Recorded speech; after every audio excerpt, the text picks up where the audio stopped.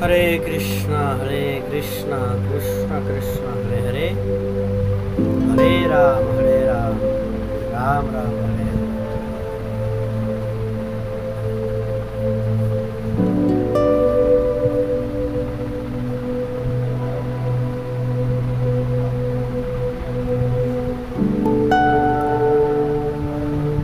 আশা করি সকলে ভালো আছেন, সুস্থ আছেন, সবার এই কামনা করি। তো আজকে আমরা আলোচনা করব ভগবদ গীতার ৮ম অধ্যায় ২৫ এবং ২৬ নম্বর শ্লোক। এই ৮ম অধ্যায়ের আর দুটি শ্লোক আছে, তারপরে সমাপ্ত হয়ে যাবে। তো আজকের শ্লোকের আলোচনা করার মুখ্য বিষয় হচ্ছে কি, যদি কেউ কৃষ্ণ পক্ষ এবং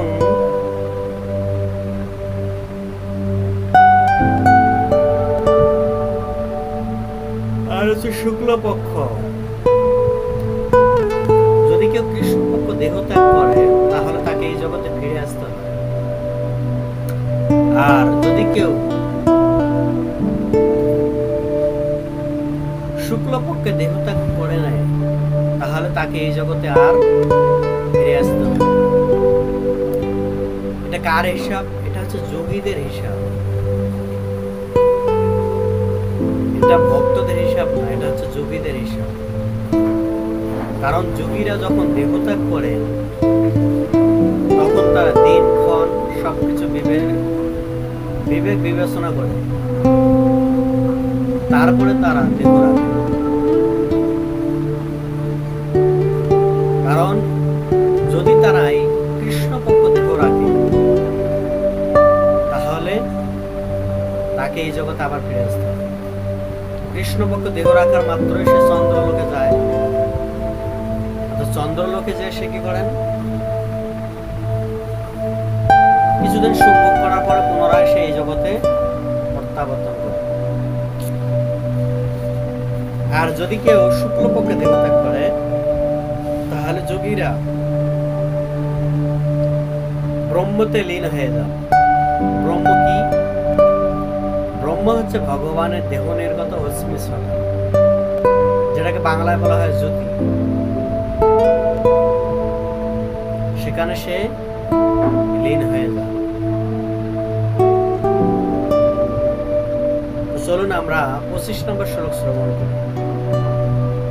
ধূমরাত্রিস্ত কৃষ্ণায় যস্য দক্ষিণাম তত্র চন্দ্রমাস জ্যোতির্যোগীম প্রাপ্য নিবর্তন্ত। এই শ্লোকের অনুবাদে বলা হয়েছে, ধূম রাত্রে কৃষ্ণপক্ষ অথবা ৬ মাস দক্ষিণায়ন কালে দেহত্যাগ করলে যোগী চন্দ্রলোকে গমন পূর্বক সুখ ভোগ করার পর পুনরায় মর্তলোকে প্রত্যাবর্তন করে। অর্থাৎ যোগীগণ চন্দ্রলোকে যাবেন কৃষ্ণপক্ষ ৬ মাস দক্ষিণায়ন কালে। এই যে দক্ষিণায়ন কাল, এই ৬ মাসে যদি কেউ দেহত্যাগ করে কোন যোগী, তাহলে তাকে পুনরায় এই মর্তলোকে ফিরে আসতে হবে। কত বছর পর? হয়তো ১০০ বছর পর, স্বর্গের ১০০ বছর। ১০০ বছর সে চন্দ্রলোকে সমস্ত সুখ ভোগ করবে, সোমরাজ থেকে শুরু করে একদম সবকিছু, কোনো কিছুর অভাব নেই সেখানে। কারণ কি? কারণ চন্দ্রলোক হচ্ছে অমৃতের লোক, সেখানে সবসময় অমৃত পান করবে, রস বেশি করে অমৃত পান করবে, আর বেশি করে স্বর্গে নারী সঙ্গ করবে, নারীদের সাথে লীলা খেলা করবে। এখানেও যৌন সঙ্গ আছে, ওখানেও আছে, বাট সেটা চিন্ময় স্তরে। চিন্ময় স্তর মানে কি? ওখানে দৃষ্টির মাধ্যমে কাম প্রসন্ন হয়,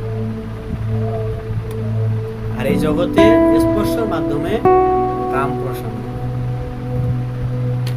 আলাদা অপশন, আলাদা। তাই ওখানে চন্দ্রলোকে যারা যাবে তারা সবসময় কি করবেন? সমস্ত অমৃত আস্বাদন করবেন,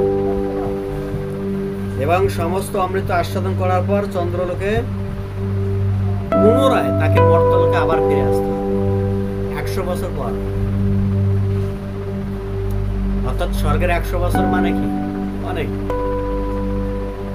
পৃথিবীর 6 মাস, স্বর্গের 1 দিন।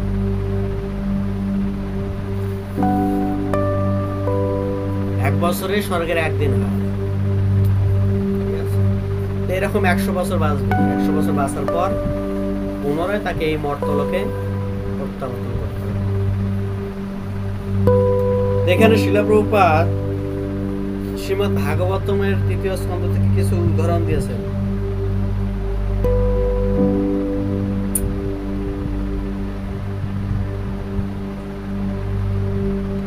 যদি কেউ উল্লেখ করেছেন যে পৃথিবীর সকাম কর্ম ও যজ্ঞ অনুষ্ঠান দক্ষ, তারা দেহত্যাগ করার পর চন্দ্রলোকে গমন করেন। এই সমস্ত উন্নত আত্মারা সেখানে দেবতাদের গণনা অনুসারে 10,000 বছর বাস করে, সোমরাস পান করে জীবন উপভোগ করতে পারে।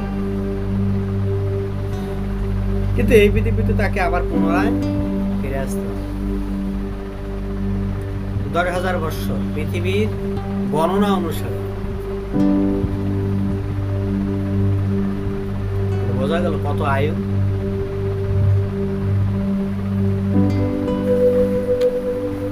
দশ 10,000 বছর মানে কি? কলিযুগের আয়ু কত? 4,32,000 বছর।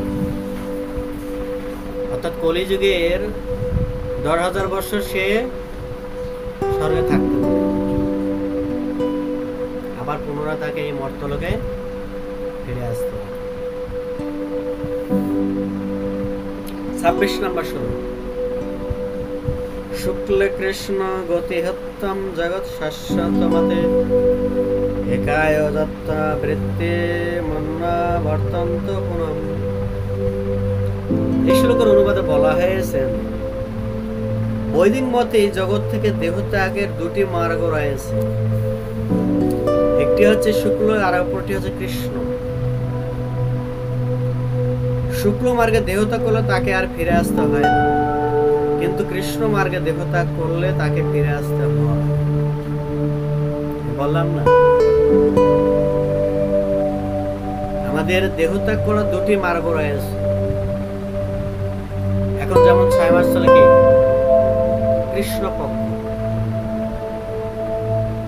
এই কৃষ্ণ পক্ষে কোন যোগী যদি দেহত্যাগ করে, অর্থাৎ এই 6 মাসের মধ্যে, তাহলে সে চন্দ্রলোকে যাবে।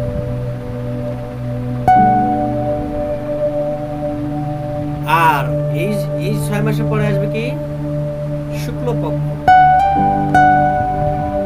অর্থাৎ ওই শুক্ল পক্ষে যদি কেউ দেহত্যাগ করে কোন যোগী, তাহলে সে আর ফিরে আসে, সে সোজাসুজি ব্রহ্মে লীন হয়ে যায়।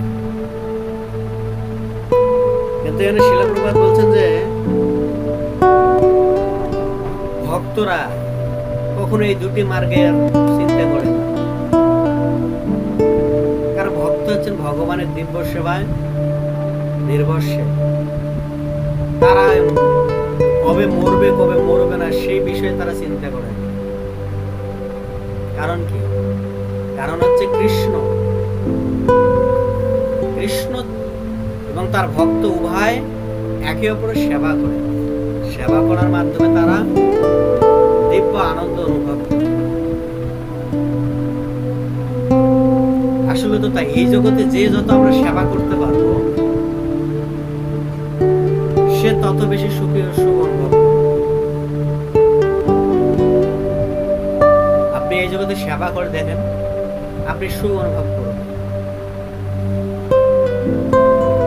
আপনি যখন প্রভুর আসনে বসে থাকবেন, তখন আপনাকে সুখ পাবেন না, আপনি কি পাবেন? কষ্ট পাবেন।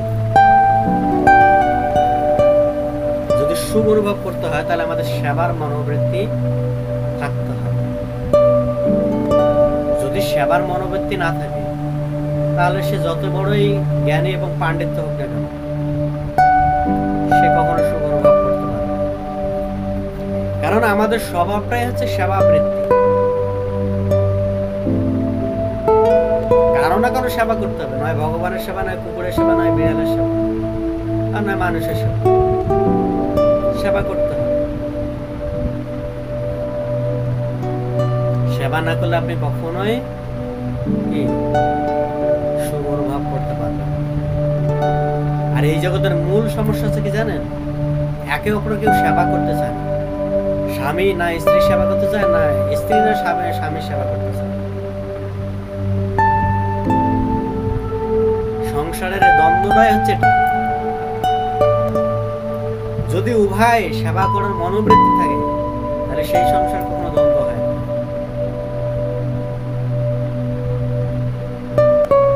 কারণ সেবা করার মনোবৃত্তি আমাদের থাকতে হবে অবশ্যই, তাহলে আমরা ভগবানকে লাভ করব। হরে কৃষ্ণ কৃষ্ণ কৃষ্ণ হরে হরে, হরে রাম রাম। আজকের বিষয় হচ্ছে দুটি মার্গে আমরা যদি দেহত্যাগ করি, কৃষ্ণ পক্ষে দেহত্যাগ করলে স্বর্গে চন্দ্রলোকে যাবে, আর যদি শুক্ল পক্ষে দেহত্যাগ করে তাহলে সে আর পুনরায় জগতে ফিরে আসে। এটাই হচ্ছে মূল শিক্ষা। হরে কৃষ্ণ।